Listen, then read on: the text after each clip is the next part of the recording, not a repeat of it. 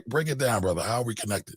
Yeah, you and I met in the summer of 2013. Damn, you got the dates and everything. Yeah, yeah. I'm a historian, right? So the timeline is always important. But Yes, it we, is. we connected in the summer of 2013.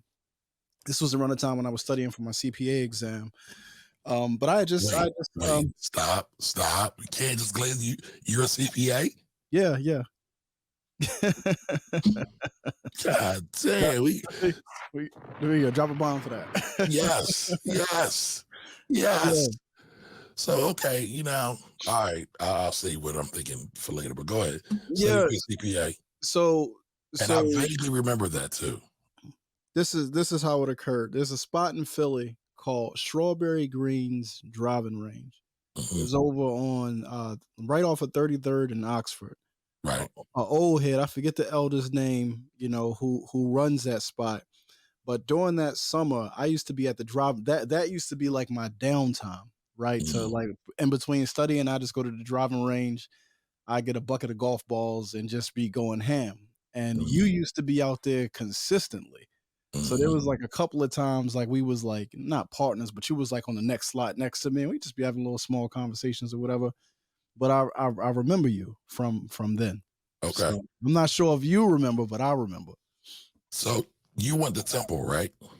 No, I went to a school called Lehigh. You went to Lee.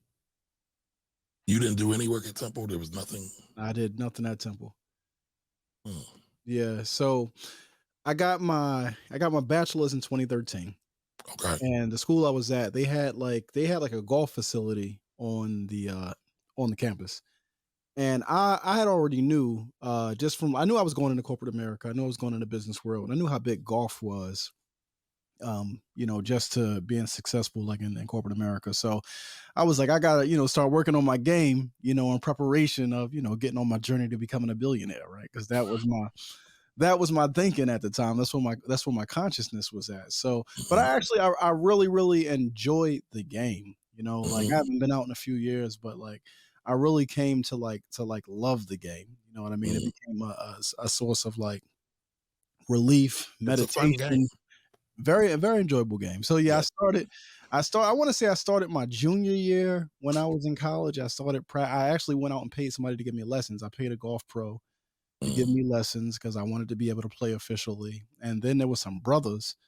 I was at a PWI, but a few of the brothers who I was there with, some of them was frat guys, but like they did the golf thing. So like we would just like on the weekends, Friday, Saturday, just go out to like the local golf course and get it in. So when I came back down to Philly, I was at my mom's crib. My family lived in Winfield.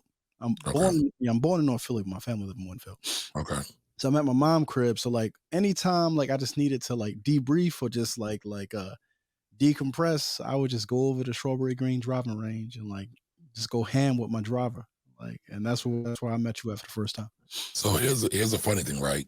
Because I saw you said strawberry greens. Never knew that. I don't know if that's the new gentrified term or what. I just call it 33rd Street. Well, Um, yeah, that was the name of it since back then, though. Since okay, yeah, yeah, yeah. I never I knew ain't that. been in some years, but yeah, the official name of it because it was a brother who owned the spot. Yes, Yeah, yes, and so and the official name of it was the Strawberry Greens Driving Range. yeah, I never knew that. But I would go over there. I would have we would have fellowships over there, right? Because a buddy of mine, Mr. Manuel Glenn, who uh, radio guy, kind of mentored me, brought me up in radio. The reason why I'm here now, one of the main reasons why I'm here now, he's really, really good in golf. Yeah, Unbelievable. A lot of people don't know that, but he's really, really good in golf. And so we would have like these golf meetups just to introduce people to the idea of golf so they could, just explore something a little bit different and feel comfortable because, a lot of us who are in corporate oftentimes find ourselves at these mixers or golf outings and don't know what to do, don't have a clue. yeah, And so that was, kind of the whole point of it. Fellowship was another big point of it. I made some friends out of that as well. And lo and behold, we made a connection. And then 10 years later, we're connected again. that's what's up. The universe and the ancestors work in a strange way. Yeah, that's definitely what's up. Okay, so you CPA, Yeah, graduated from Lehigh University. yeah. I feel. Aren't you on a PhD track somewhere though? Also, No, I'm not. you're So, not. I'm not. I do grassroots political education. You know what I mean? I use our history as a weapon. You know what I mean? I use our history as a vehicle to help our people contextualize, our present reality. Because, in order to examine, and assess the threats that we're dealing with right now, we got to have some level of historical knowledge, just in terms of our continued fight or our continued plight, whatever you choose to call it. But if you got goals, you're trying to, you got a vision for the future, Hmm. for a liberated future for Black people.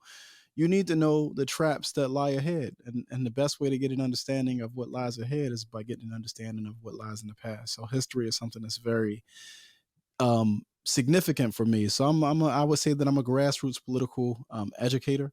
I've always been, just like, how do you call it, like an indigenous teacher. Like, for an example, I don't have a degree in education, but Okay. literally when I graduated, the first thing that I did was I connected with some schools in the city to go and start teaching financial literacy, because that was like right in the vein that I was in at Hmm. that time. You know what I mean? That's the pocket that I was in.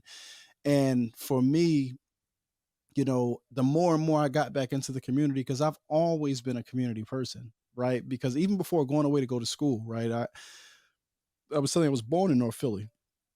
So I was a bit of a knucklehead. I took a very scenic route to get to kind of like where I am right now, right? Okay. But when I graduated from high school, I graduated in 2001, and I didn't go straight to school. I kind of like hung around, and I was in the way. Like, I really bumped my head quite a bit. But in 2008, I had an opportunity to actually go to college, and it was through a relationship. There was an organization in Philly at the time called Men United for a Better Philadelphia. Hmm.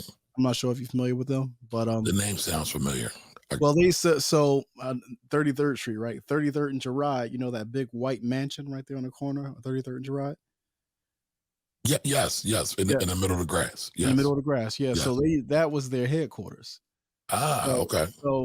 same area, right? So I was working with them in the summer of. I started working with them in October 2005, and I worked with them through, like, I want to say like October 2007, and it was a anti-gun violence organization. Okay. So I had the opportunity through connecting with them to connect with a brother who owned the only Black owned resort in the Poconos at the time. Because we Oh used to take, wow. we used to take the kids from North Philly, get them out of the city, and like spend time with them in a different environment, to be able just to really, like, let them take baby girl, baby girl, baby girl. You can't come back here right now. Come on. We kid friendly. Okay. It's all All right. good. Do me a favor. Just take them off. Okay. Just take them off. And when I'm done, I'm going to help you out. All right. I love you. All right. So, pardon me. That was No, no, no. Listen, I got babies. I totally understand. Yeah, that was no, that's my 4-year-old. But yeah, so what I was saying was, so we used to take them out of the city every summer, just to get them away from the city, away from the madness. It's wild now, but it was wild back then too. Like, Hmm. I remember in 2007, like, the murder rate was just, it was like through the roof. But long story short, through that opportunity, that opportunity opened up so many doors for me, because the first thing it did for me was it gave me the opportunity to work in the school district of Philadelphia. I was adolescence violence reduction specialist was like the official title, but it was through like the school district's community partner program or whatever. So through connecting with a non for profit, I got a chance to work in the school. So in addition to that, I got a chance to connect with the brother who owned this resort up in the Poconos. Mm. And long story short, when I was like, I was going through a lot in '07. I reached out to the brother. I was telling him everything that I was going through. And I was like, yo, I just need a spot that I can like come to and just clear my head. You know what I'm saying? Like, really, clear my head. And I think I want to come back and I want to start school. I want to start community college here in Philly. And he was like, well, shit, why don't you just come up here and go to school here?